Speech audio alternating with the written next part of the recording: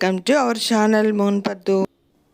పచ్చి మామిడికాయలతో కట్టా మిట్టా చట్నీ చేస్తున్నానండి, బెల్లం కలిపి.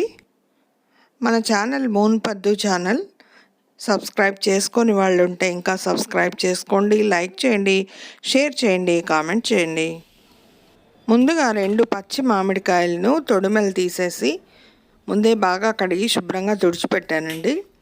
తొడిమెలు తీసేసి పైన కర్చీఫ్తో తుడిచిపెట్టేసాను. హారిజాంటల్గా వర్టికల్గా పీసెస్ చేసి పెట్టుకుంటున్నానండి. చూడండి, ఈ విధంగా మనకు కావాల్సిన సైజులో చేసుకోవచ్చు. నేనైతే ఈ సైజులో చేసుకుంటున్నాను. కొంతమంది తురుముతారు కూడా, ఇలా ముక్కలు కూడా చేసుకోవచ్చు. లోపల జీడి ఉంది, తీసి పడేసాను. చూడండి, ఇన్ని ముక్కలు అయ్యాయి. 2 కప్పుల నిండా వచ్చాయి. ఈ కప్పుతో 2 కప్పులు మామిడి ముక్కలు, 1 కప్పు బెల్లం తీసుకున్నానండి. 1/2 గ్లాస్ వాటర్ తీసుకున్నాను. కరిగించడానికి ఒక పక్కన పెట్టాను. అవి కరిగేలోపు మనం వేరే ప్రాసెస్ కూడా చూసుకోవచ్చు. ఒకేసారి పొయ్యి మీద పెట్టేస్తే పాకం ముదిరిపోతుందండి. అందుకే ముందు బెల్లం బాగా కరిగించుకొని వడకట్టుకొని ఉంచుకోవాలి, లేకపోతే రాళ్ళు ఇసుక ఉంటుంది. స్టవ్ వెలిగించుకొని కడాయి పెట్టుకొని 2 స్పూన్లు ఆయిల్ వేసాను. సోంపు వేసానండి. సోంపు, 1/2 స్పూన్ మస్టర్డ్ సీడ్స్, 1 స్పూన్ జీలకర్ర వేసాను. కొద్దిగా ఇంగు వేసాను. 5 మెంతి గింజలు కూడా వేసాను. ఈ మామిడి ముక్కలు అదే కప్పుతో 2 కప్పులు వచ్చాయండి. 2 కప్పులు మామిడి ముక్కలు, 1 కప్పు బెల్లం. మనం మామిడికాయతో చాలా రకాలుగా అన్నీ వండుతామండి. పప్పు చేస్తాం, సాంబార్లో వేస్తాం, పచ్చళ్ళు చేస్తాం, మెయిన్ ఆవకాయ పెట్టుకుంటాం, మాగాయ పెట్టుకుంటాం. ఇలా స్వీట్ చట్నీ కూడా చేసుకుందాం.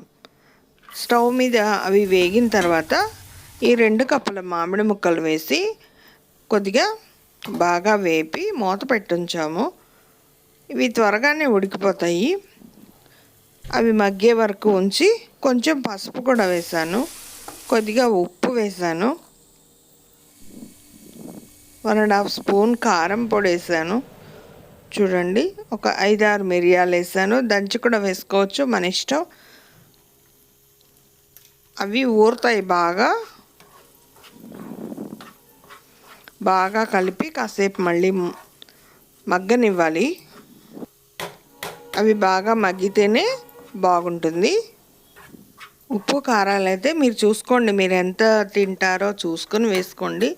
తగినంత వేసుకుంటేనే బాగుంటుంది.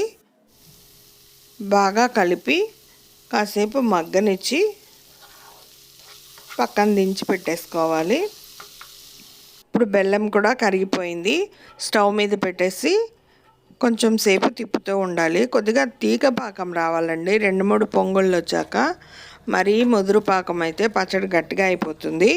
చూసుకుని లేత తీగ పాకం పట్టుకోవాలి. కొంతమంది పాకం లేకుండా కూడా వేసుకుంటారు. చూడండి, బాగా ఇట్లా మరగాలి. మరిగిన తర్వాత వడకట్టుకుందామండి. పీచులు, రాళ్ళు, ఇసుక ఏమన్నా ఉంటాయి కదా బెల్లంలో, అవన్నీ తీసేసి మళ్ళీ ప్యాన్ కడిగేసి స్టవ్ మీద పెట్టి ఆ వడకట్టిన బెల్లం నీళ్ళు వేసేసుకొని సిమ్లోనే పెట్టుకోండి. హైలో పెట్టుకుంటే పాకం ముదిరిపోతుంది.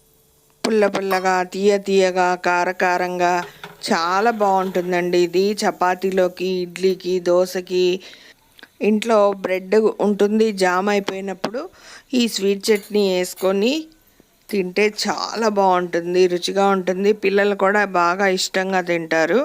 తీయగా ఉంటుంది కాబట్టి. ఆవకాయ అంటే కారం కాబట్టి తినలేరు. ఈ స్వీట్ చట్నీ అంటే టిఫిన్లలో కూడా పిల్లలు బాగా తింటారు. చూస్తున్నారా, బాగా పొంగుతోంది. ఇప్పుడు కొంచెం చూసుకుందాం పాకంలాగా. అలా చూసుకోండి, అలా ఒక చిన్న తీగలాగా వస్తుంది. అప్పుడు దించేసి మళ్ళీ ఈ మామిడి ముక్కల్లో ఈ బెల్లం పాకం వేసేసి బాగా కలపాలి. ఈ స్టేజ్లోనే ఒకసారి ఉప్పు, కారం అన్నీ చూసుకొని మళ్ళీ ఏమైనా తక్కువ ఉంటే మనం వేసుకోవచ్చు. చల్లారిన తర్వాత ఇంకొంచెం గట్టిగా అవుతుంది. ఏమాత్రం తడి తగలకుండా జాగ్రత్తగా ఎయిర్ టైట్ డబ్బాలో వేసుకుంటే బాగా నిలవ ఉంటుంది. అయినా మనం 2 కాయలే చేసాం కాబట్టి త్వరగానే అయిపోతుంది. నిలవ ఉంచాల్సిన అవసరం లేదు. చూడండి, ట్రాన్స్ఫర్ చేస్తున్నాను.